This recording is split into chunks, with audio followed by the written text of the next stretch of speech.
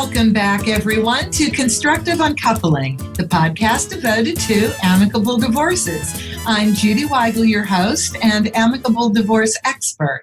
Why? Because that's all I do, amicable divorces. So in the big scheme of trying to find as much content for everybody so that you can have the best divorce possible, it may not seem like that at the beginning, but it can be, and that's always my goal, working with all of you. So you've heard judges, lawyers, therapists, authors. But I'm going to do a little series on self-care now, and we're going to start with our guest today, Jenn Trepeck. Jenn, welcome. Thank you for having me. I'm so excited to be here. Okay, I love your voice totally. You always sound excited. So this is going to be great for all of us. Now, let me just tell everybody, the reason why I know Jenn is because she has this phenomenal, unbelievable, terrific podcast called Salad with a Side of Fries. Not only, Jenn, is that the most creative name for a podcast I've ever heard, but it's one of my favorite meals. Me too. So thank you. And that's probably why we get along, because, that's our first meal choice. That is our first meal choice. This is great. So I know, Jenn, that it's probably your contention that there's nothing different about eating healthy regularly versus eating healthy for divorce. But I kind of contend a little bit differently. I contend that people are so filled with stress. Yes. That they have to choose foods appropriate for that sustained level of emotion because they have to make decisions. Amidst their emotion, they have to make decisions. So we kiddingly talked about putting together the divorce diet. So let's call it the divorce diet. The diet isn't all. We also have to talk about exercise. So first question out, can you just explain to our audience, when somebody's under stress, what's going on inside of their bodies? Yes. And I'm so glad you asked this. And that's why this is so challenging. And, it requires extra attention and extra help. So the stress response of our body is exactly the same as cavemen days, right? So we were hunters and gatherers. Stress at the time was life-threatening. It was, you're being chased by a saber-toothed tiger, flee or fight, right? Fight or flight. So we're either running from this tiger to save our life or mustering all of our energy and strength to fight it. What happens chemically in the body to make that happen? Cortisol is released. Cortisol triggers norepinephrine. And that allows our body to have the strength, right? Every ounce of our being is going to fueling our muscles to run, our brain to outsmart the saber-toothed tiger that's chasing you so that you can either hide or figure out how to get away from it, right?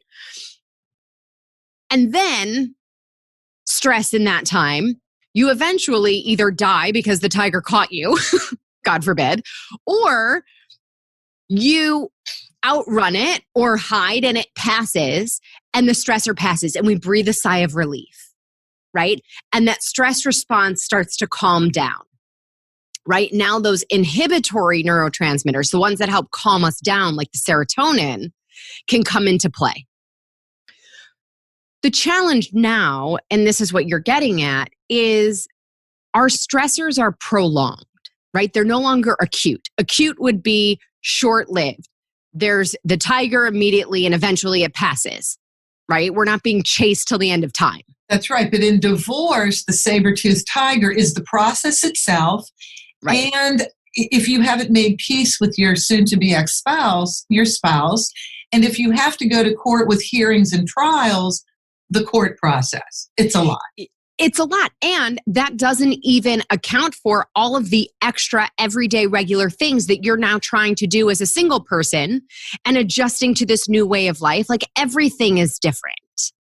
Everything requires a different kind of thought process. And so when that happens, it's literally like every moment cortisol is being sent out into our body and triggering the stress response. And what happens in that is that in order to fuel the fight or flight, our body shuts down everything that it doesn't need for survival. Well, what doesn't our body need in that moment of fight or flight? Doesn't need our metabolism, doesn't need our immune system, doesn't need our reproductive system. So all of these other things that typically happen in the body essentially turn off during the stress response. So when that is prolonged, because our stressors now are mental and emotional and constant, we're constantly in this place of our body not functioning for health, but for survival. And that's why we crave the sugar and the caffeine and all of these things, because our body in that moment of stress is looking for fast fuel. Fast fuel is sugar and things that it doesn't have to break down, right? So all of these things, it's chemical that you crave those foods. Okay, hold on a second. This is very interesting because how does our body know that sugar and caffeine will be fast fuels? So sugar, carbohydrates are the ideal form of fuel for the body, right? We don't have to break them down. There's no fiber. There's little nutrients that require our body to absorb it. So it's processed very quickly and goes to our system. So when our body needs fuel, when we get super hungry, that's why it's much more appealing to look for Skittles, right? Because it's fast fuel. That's what gets our brain and our body energy the fastest. Is it just that we know that because we've lived long enough that we know what our body's reaction is? It's not conscious. It's chemical in the body. We don't think to breathe. It's the same thing. Okay. So cortisol. Yes. Is that what we're aiming to deal with when we look at what we should be eating to calm us down? It's a combination. We want to be eating to outsmart the system, to balance our blood sugar so that those cravings aren't as strong, right? Cortisol, the more we can slow that down, which doesn't necessarily happen. Eating is a piece of that, but there's a lot more that we need to do to minimize the impact of cortisol, to trigger our body to slow down the release of cortisol. So one of those big things for us is exercise. And burning through, right? We talk about the endorphins that come from exercise, that runner's high. A lot of those are really a lot of the neurotransmitters that help our body calm down.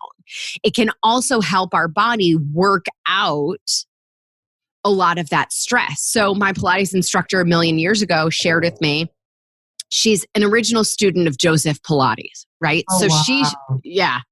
So she shared with me that the phrase working out first came from the idea that exercise is to work out the stress from our body. I love We're that. working it out. That's brilliant. That's so good. It makes more sense now. Yes. So exercise is a big thing. Another key thing that we can do before we get into the nutrition stuff is breathing. And I know this sounds so overrated. But it's not. It's not. So and we can use this trick all the time. So think about, if someone walks in the room and you weren't expecting them, right? And you get scared or we're taken by surprise, we gasp, right?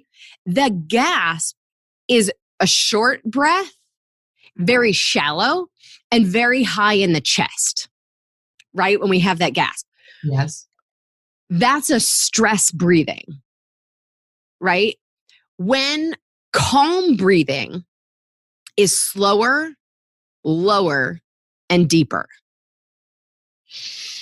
So to signal our body that the stressor has passed, we want to slow down our breathing, breathe deeper, and lower in the body. So instead of breathing from our chest, right, the stress breathing, you want to breathe from the diaphragm. So like if you put your hands on your ribs and think about as you inhale, your ribs expanding side to side like an accordion.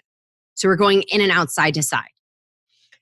We inhale for 6, hold for 6, exhale for 8. So we're breathing lower in the body, deeper because it's longer, right? Yes. And slower because we're counting 6, 6, and 8. The other thing that you can do is sort of like a yoga breath where you're dragging the breath along your vocal cords. Right. So almost like you were fogging up a mirror, but with your mouth closed. Okay. That creates a noise. We want to make that noise with our breath on the inhale and the exhale. Breathing in this way is a chemical signal to the body that the stressor has passed, that the cortisol can calm down, right? Our adrenals can calm down. So here's what else is magical about this breathing. When we're stressed out, we're typically thinking about things that have already happened or things that have yet to happen. All divorce. We're all divorce. Regurgitating the past because you have to process the past to heal.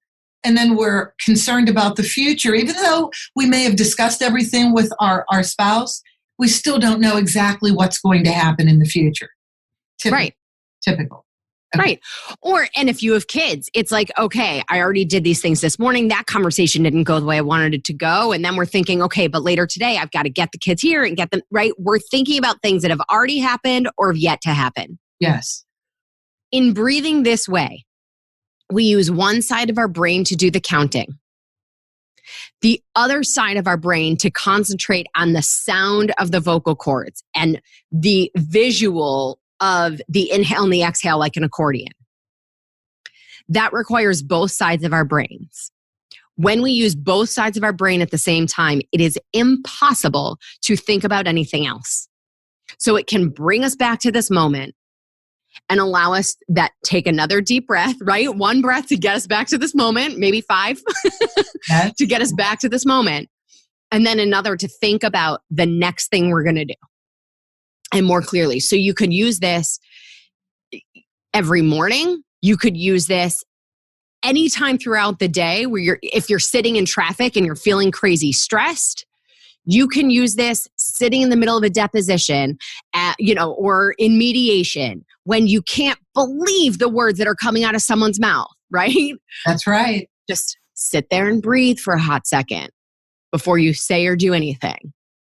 And I want to throw one more thing in the mix because I completely agree with you. I've done it myself.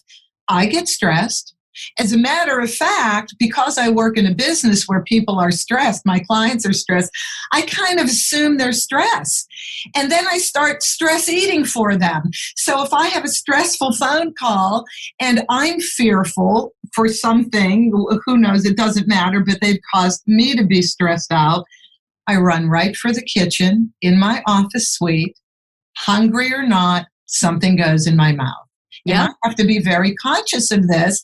I guess I have indirect stressful eating. But here's something I started doing recently because I actually had to.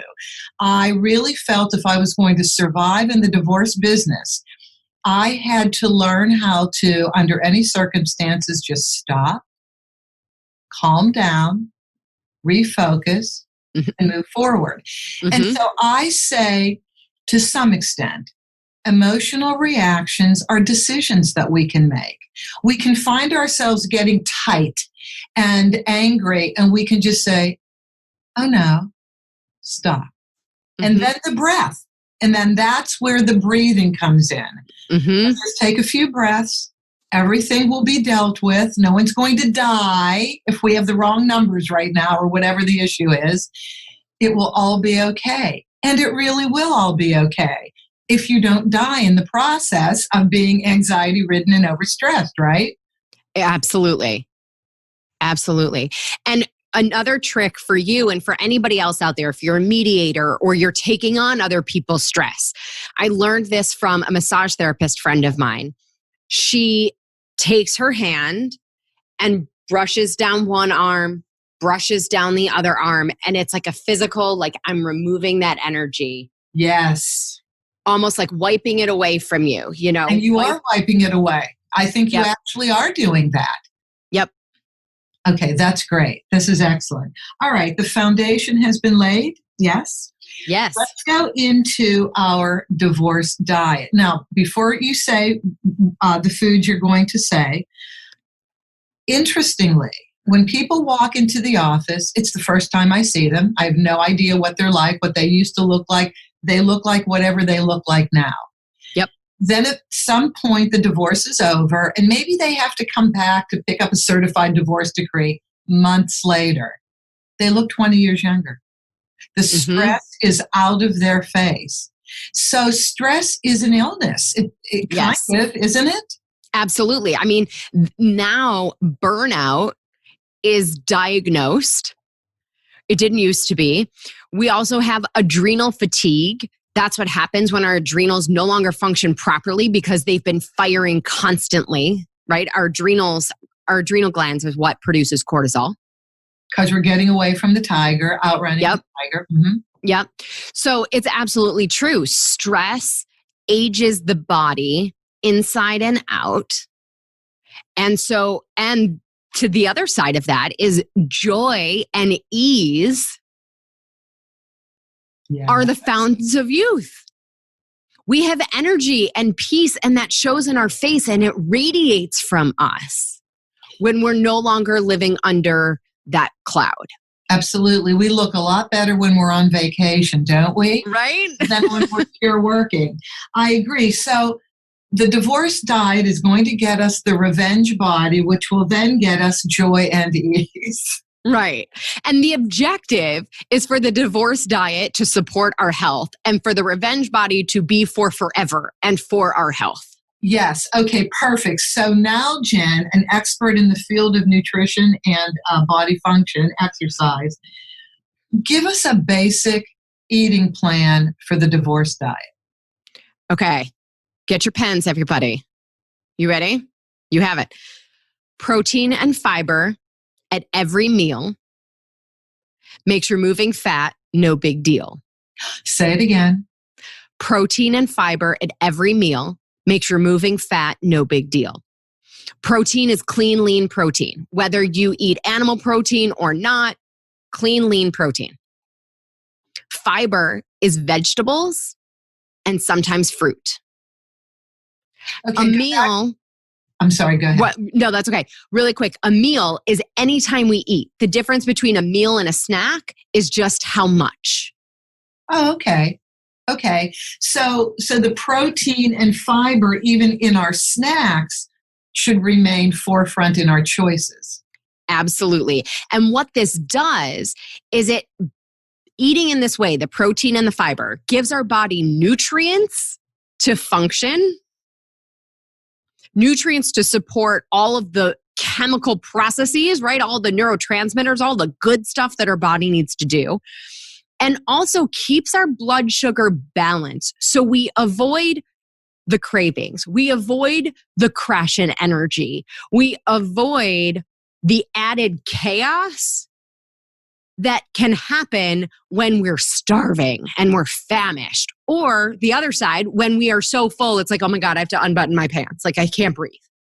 And also when we make the wrong food choices, it can actually make us rather sick at the end of the day.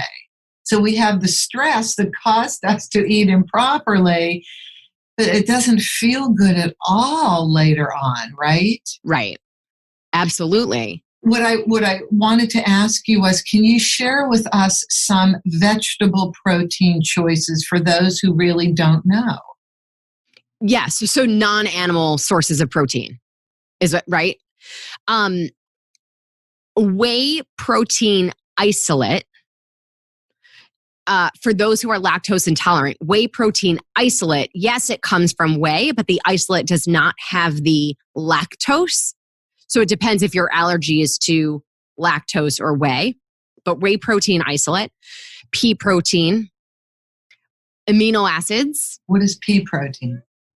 It's a protein made from peas. Peas, peas? Yeah.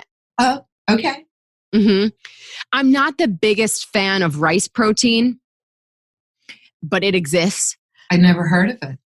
Yeah. Nutritional yeast. Ah. Another one. Like I almost use I eat animal protein, but I also use nutritional yeast almost as seasoning on food sometimes. How about avocados? So avocados are going to give you your quality fat. Mm-hmm. Nuts give you a little bit of protein and and your quality fat as well. Okay. So you do want, right, the protein and the fiber, and then 2 to 3 servings of quality fat per day.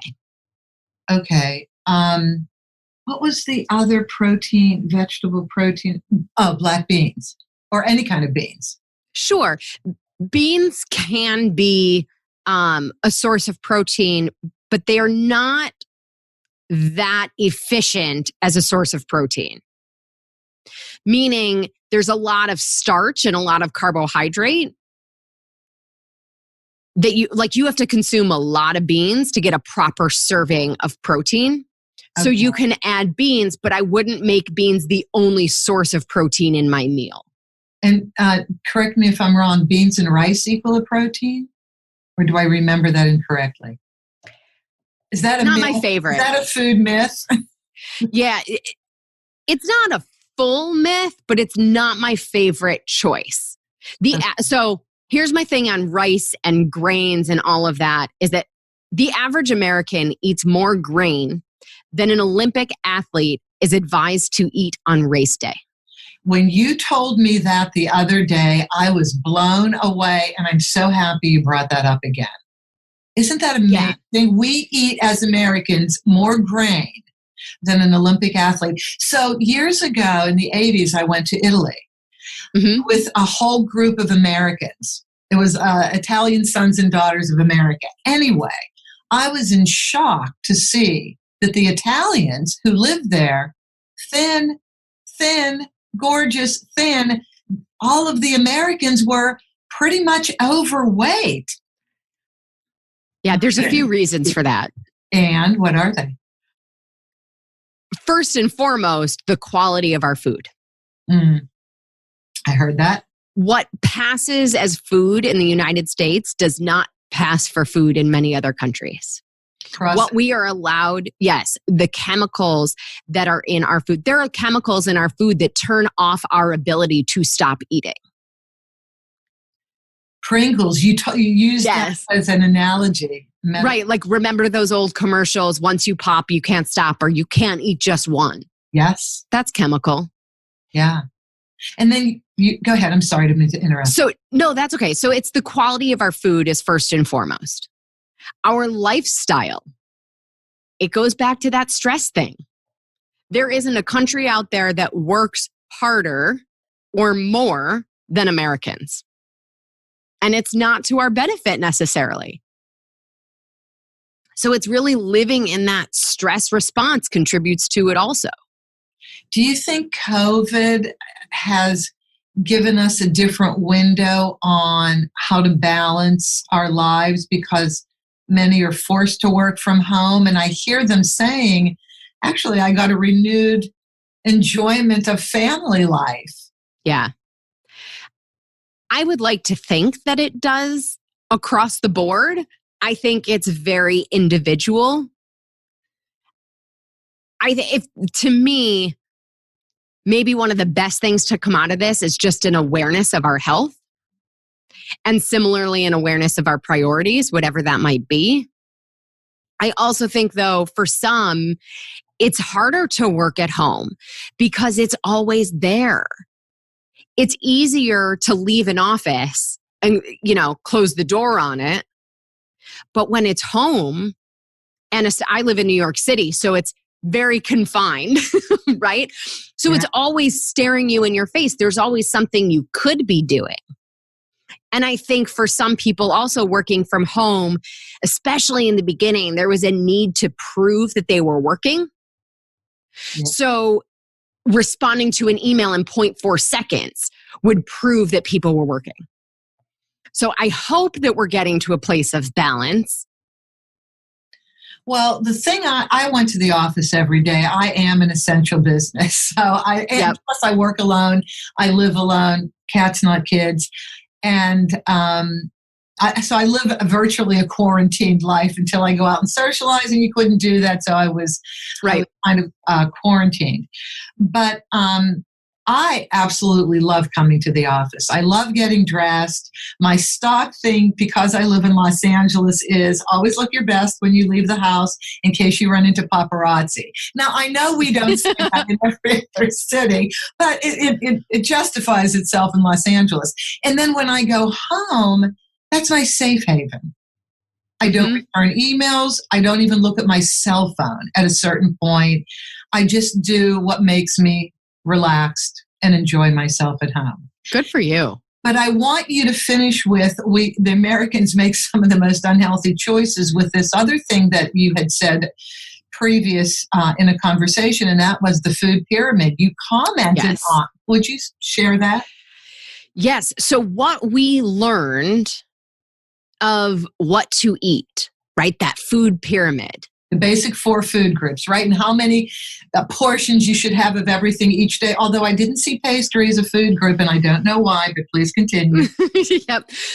Pastries are included in the big one at the bottom, which is grain and corn. Okay. And it is based on economics, not based on nutrition. Because what do we grow here? We grow grain and corn.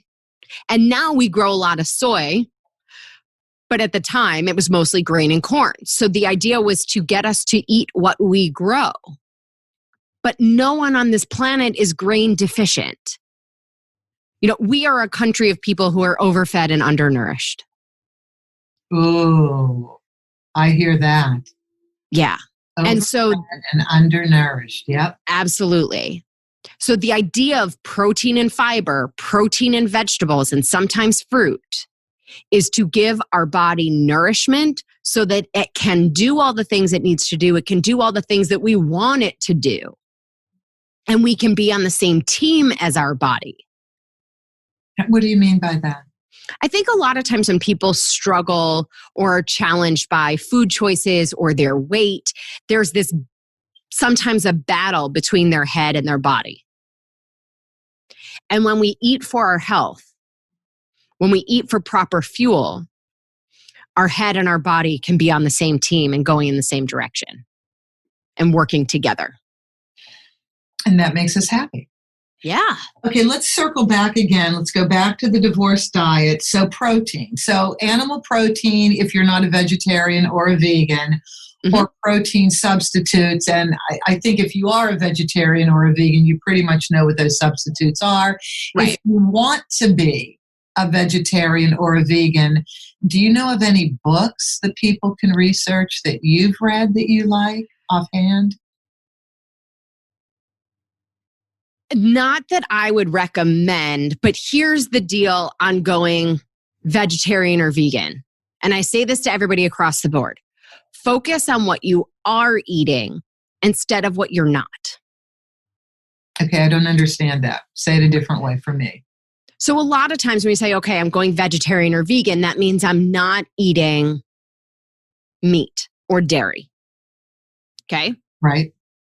Well, what are you eating? I know a lot of people who then subsist on pasta and rice and beans and crackers and what else? I come back to the pasta because they all eat a lot of pasta when they come to me. It's all of these other things. Well, that's not necessary. You could eat croissants all day long, although they have butter, so maybe not if you're vegan. But you could eat, croissants and bagels all day long and call yourself vegetarian or vegan. That doesn't inherently mean that you're healthful. What determines our health is what we are eating more than what we're not.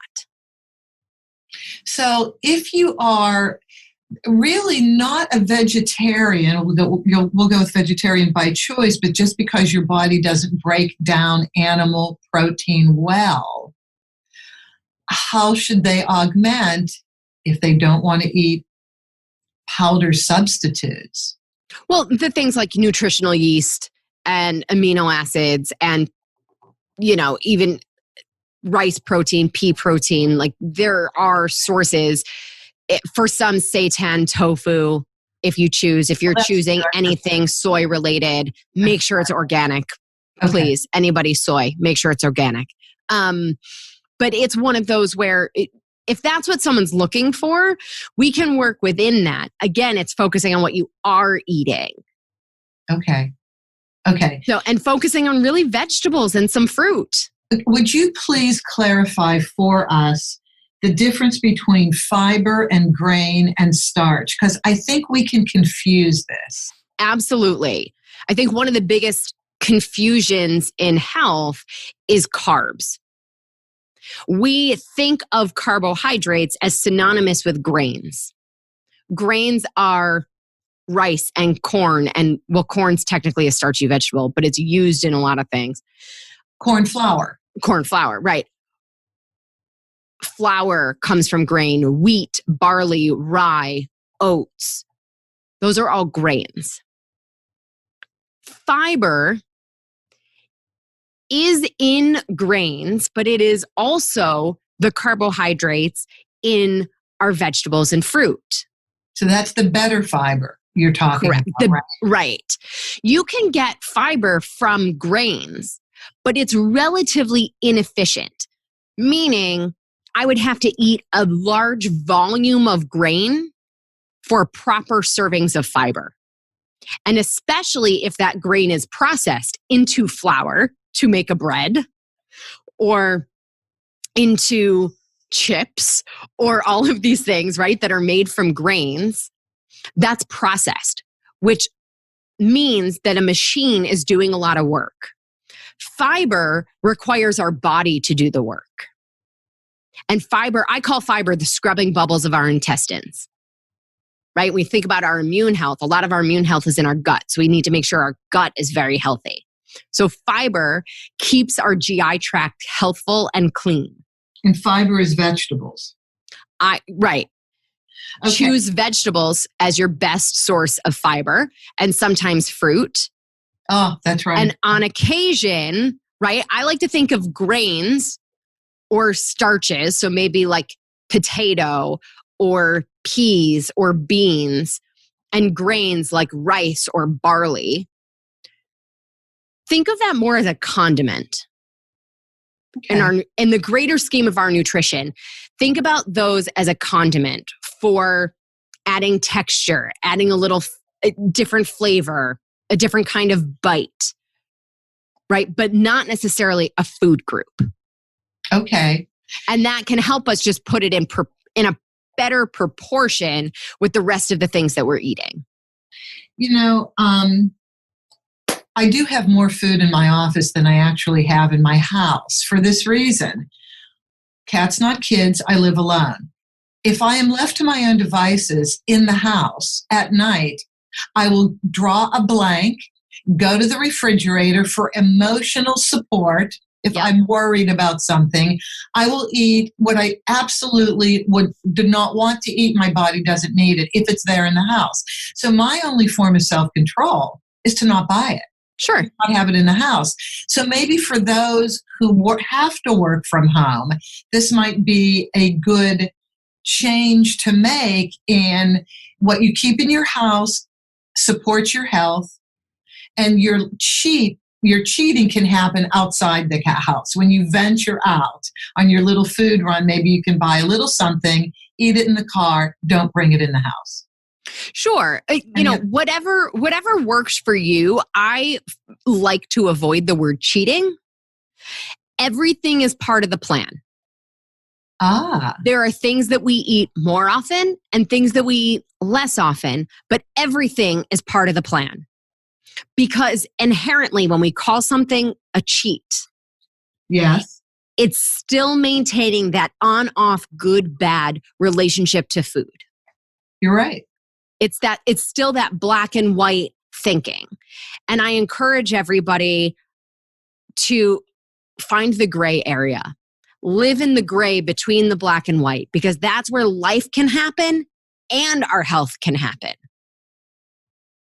I really like that. I like that way of thinking, because we tend to beat ourselves up. We're very unkind to ourselves. Of course, we eat more when we feel we've quote unquote cheated. Now we cheat more. Right. And so like that. Yes. And for that, we feel like we've screwed up, right? Think about if you went to the grocery store and on your way to the car or on your way home, you broke one egg out of your package of eggs. What do you do to the other 11 eggs when you accidentally break one? We certainly don't break them all, right? Out of anger. Right. We hold on to them. We protect them. We make sure the rest aren't going to fall apart. Right? Right. What if we could do that for ourselves when we choose a food that's not necessarily as close to our ideal eating plan? Instead of saying, oh, screw it, finish the bag and that's the equivalent of throwing the other 11 eggs on the ground. Instead, let's protect the other 11 eggs. Let's make the next best choice that we can make. Well, what do we do with the bag of chips? So we've opened the bag of chips. It's at the end of the day. We shouldn't be eating them before we go to bed, yet we do. So we're into it. Now, what do we do with them? What do you want to do with them? Well, right. So there's a piece of this. I know that's a rhetorical question, but there's a piece of this where we use this food as an emotional crutch. So is this solving the problem? Well, no. No. And especially if eventually we're going to beat ourselves up for it. Which we do. Maybe it short-term solved the problem and made us feel better for a hot second. And then immediately after, it made us feel worse. So the reality is it's not solving our problem in the way that we need. So we're going to close the bag, put the bag away, and figure out how to solve the actual problem. If what we need is to de-stress, right, and relax at the end of the day, what do you enjoy doing that will actually help you de-stress? Take a bath, read a book, listen to some music. Find something you enjoy that is not food related that actually helps the body calm down and de-stress. Maybe you could learn to meditate. God, Jen, that's so hard. It is so hard. So here's how you make it easier. Okay. You need to make a list of these things and put it on a Post-it. And then we need to put that Post-it on our computer. And we need to maybe put another Post-it on the pantry door. And maybe another Post-it with that list of things on the refrigerator. So that in the moment when we need that tool, we don't have to think. We can look at the list and pick one. Okay. This sounds great. How about when we go to the store to actually make the purchase? Yep. We may have a little list of those gray foods that would be emotionally satisfying, but not devastating. How does that sound? What is that? Okay, so here's what I buy. I just went to Trader Joe's before I came to do this interview with you. Dried fruit. Sure. Dried fruit for me is like candy, but it's fruit. And if it's just freeze-dried without the chemicals, because you did teach me to read the bag, right? We have to read the ingredients. Like in the protein bars, when you were talking about this with me, Jen was saying, do the protein bars. Oh, it's a lot. The easy part of the protein bars, you want to calculate net carbs and look at how much protein is in it. So net carbs are the carbohydrates in the bar or in the food that are going to raise our blood sugar. That calculation, get your pens again, is total carbs minus fiber, minus sugar alcohols, and minus glycerin. If sugar alcohols and glycerin are not listed Just don't subtract anything. Okay, for say it those. one more time. Say it one more time. Total carbohydrates minus fiber minus sugar alcohols minus glycerin. We want our net carbs to be a single digit. So between 9 and 0. Okay. The net carbs are the carbohydrates that will raise your blood sugar. Then on the protein front, 7 grams of protein is 1 ounce. So when we think about protein for a meal, we think about it in ounces, but these packages are written in grams. So 7 grams of protein is 1 ounce. So it can give you an idea of how much you're actually getting. So in a meal, which is larger than a snack, what are the grams in protein versus fiber? I'm going to talk ounces. Okay. For a woman, a meal of protein is 4 to 6 ounces. For a man, 6 to 8 ounces. A snack for everybody is 2 to 3 ounces. Okay. Fiber? Fiber in any packaged food, you want to choose something that has at a minimum 5 grams of fiber, provided that's going to serve as a source of fiber. So what you might do is find a protein bar that gives you sufficient protein and then have it with an apple. The apple is your fiber. The protein bar gives you your protein and you have a quality snack. So it doesn't all have to come from one source. You know, the other thing to think about over the course of the day, you want to shoot for a minimum of 25 grams of fiber. And or 8 to 12 servings of vegetables, 0 to 2 servings of fruit. How does this, by the way, disagree with that food pyramid and the servings? So what the food pyramid has on the bottom of grains, you could have none and survive and be fine and perfectly healthy. Okay. It has less protein than what you need. It has less vegetables than what you need. The fat is probably okay. It's just that fat has gotten a really bad reputation because fat in our nutrition does not directly correlate with fat on the body. And dairy, it talks about eating dairy. Technically, everybody over the age of 7 is lactose intolerant. It's just a function of how much it bothers you. You could totally survive not eating dairy. Okay. All right. Well, and then we have so many wonderful things like almond milk, coconut milk, things like that in place, and they're actually quite delicious. Yes. So, Jen, before we get to exercise, and I want to finish with a little bit of that, what did you eat today? I am running very low on groceries. New York City, remember, she's in New York City. Right, I'm in New York City. I live by myself. Right? I don't have children or anything that requires taking care of. I can't even keep plants alive. So like, it's just little old me, right? Breakfast this morning, I had eggs and honeydew, melon, and I sprinkled nutritional yeast on the eggs for a little flavor. And then I had a snack later of a bar that has protein and fiber with my Trim tea, which is one of my favorite whole health products. I'll send you a link. You can put it in your show notes for my Trim tea. Excellent.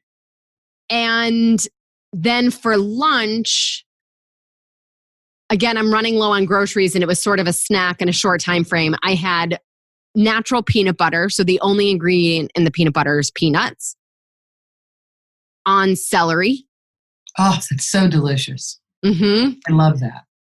And then when we hang up, I'm probably going to have an apple, maybe with some almond butter or peanut butter again, because I need some groceries, right? I do have some broccoli and bell pepper and a piece of fish for dinner. That's my plan to make for dinner. It sounds delicious. Too bad I can't come to your house because I know. we're on opposite coasts. But One day. Do you? Yes, absolutely. Do you plan out, and should people, at least at the beginning, plan out what they're going to eat so that they don't get really hungry? Great question. And this is so individual. Some people are planners and love their meal prep days and whatever. I am not one of those people. The extent of my planning was what from my freezer I'm going to defrost. So I happen to, I have a partnership with a company that does amazing, phenomenal frozen fish and animal protein. It's like it's like high-end Omaha steaks, but not just steak, whatever. So the amount of planning I do is that I took out a piece of cod from my freezer and threw it in the refrigerator to defrost over the course of the day. Right? Like I'm not a big planner. I'm the one where if I were to meal prep on Sunday for the week, I'm the one who opens the fridge and is like, but I don't feel like eating that. So I'll just order something. Okay. So I'm much better having pieces that work. So I do recommend if somebody needs to make it easy, cut up your vegetables ahead of time. Clean your fruit ahead of time so that when you open the fridge, you can grab it and it's ready. That piece of prep I can do and I'm all for. But the idea of like complete meal prep is so individual. You know, maybe just buying everything you like under this healthy eating plan, and then each day you can make exactly. But I loved what you said about cut up those vegetables, cut up the fruit so that when you want to go for a snack or you are running low, you're a little hungry, maybe you extended your work beyond what you wanted to, you'll make a good choice. Exactly. Make the healthful choice easy. Yes. Which is, to your point, what you have in your house and doing a little bit of prep. So the day that you go to the grocery store, maybe block out a little extra time for yourself to do that washing and cutting included in your grocery store time. Instead of finding out later that, oh, now I don't have time to do this and I don't know when it's going to happen. And then the next day, the easier thing to eat is the candy bar over the celery stick. And then it would be time to breathe. Right, exactly. Now, I know we've used most of our time, Jen, on nutrition, which is the thing we all do all day long. We need to eat. But if you could just leave us in the last couple minutes with some information on exercise, and would you pull in the information about muscle, building muscle? Yes. So fundamentally, with our exercise, muscle dictates metabolism. I think one of the biggest misconceptions about exercise is the importance of cardio and cardio for weight loss. But cardio is great. We need to use our heart as a muscle, but we can use our heart as a muscle without having to be on an elliptical every single day. Good, because I hate that. Right? I know. I don't run for anything. So build muscle. Muscle dictates metabolism. Muscle allows us to keep the shape of our body and create shape in our body while we get lean and healthy and fit. And really, you want to burn more calories while you sleep and while you sit and while you do nothing and while you relax on the couch. That is all muscle. So give us an exercise. So what are the muscle building things we can do? Anything resistance training, whether it's using your own body weight or hand weights or machines, if you can go to your gym. Building muscle is resistance training. So a proper exercise plan is using your heart as a muscle for a little bit of cardio, resistance training to build muscle, and stretching to make sure it's functional muscle, right? So if we can't reach, if we're so bulky, we have so much muscle, but we can't reach our arm over our head to put something away on a high shelf, it's not functional. It doesn't matter that we could lift 8 million pounds, right? So we want to make sure we're including all three. You can use your heart as a muscle. For example, push-ups. Oh. Push-ups are resistance training. That's right. Lunges, resistance training, but it gets your heart pumping as a muscle. It's true. So we don't have to run and do what we typically think of as cardio. The other side to that, though, is that intensity changes the body. So if what you're doing is walking can be great, but walking alone may not change the body unless maybe if you're walking, maybe do some intervals of speed walking or maybe walk backwards, right? We need to use different parts of the body, different muscles in different ways or when so that we stay functional. Right. Or when we're walking, if you could find an area that has hills. Yep. Right? Because that's where I walk in the morning. There's a park near here, near Fox Studios, and it's all hills. It's a neighborhood, so it's safe. Animals, yep. people, all the way around. But that my heart pumps at different points on the walk, and then it calms down because it's flat. So, yep, hills create intensity. Yes. Exactly. Okay, this is great. We could talk about this all day. We could. We're running at the end of our time. Please tell our audience how they can get in touch with you. Absolutely. So easiest is probably Instagram.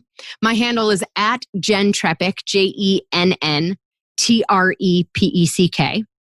The podcast is Salad with a Side of Fries. You can find us on your favorite listening platform, wherever you're listening to Conscious Uncoupling. And of course, my website as well is betterlifenowllc.com. Okay, betterlifenowllc.com. Yep. For Instagram, which everybody's on Instagram now. Of course, right. I'm late to the party, so I'm now on Instagram. So you are at Jenn, Jenn Trepeck, Trepeck. Peck. Sorry about that. I had it written That's okay. different ways. And was there a third way to get in touch with you? Just the podcast also is, Salad with the Side of Fries. So, yes. Now, interesting how we can access podcasts. Go on Google. Isn't it that simple? I know you're on a lot of platforms, but Google will produce any name for the podcast. And I don't think you can look for podcasts under the host's name. I think you really have to know the title of the podcast, right? It makes it easier with the title of the podcast. I am so happy you joined us. I love you. I adore you. Well, thank you. No, I've learned a lot from you, and you're just an endless joy. You're one of the happiest people I've met, and it's probably because of what you do for a living. You actually walk the walk and do the talk, and you just are a gloriously beautiful person. Thank you so much, Jenn. Thank you. You're so kind. I love chatting with you, and I'm honored to be a guest here. So thank you for having me. Well, you've helped us. So you have been listening to Constructive Uncoupling, the podcast devoted to amicable divorces. I'm Judy Weigel, your host. You can reach me at my email address, Judy, Judy, at constructiveuncoupling.com. Judy, Judy, at constructiveuncoupling.com. Please have people, your friends, subscribe to this podcast. We upload every Wednesday, and I love all of you for joining us. Take care, and we'll talk to you next episode.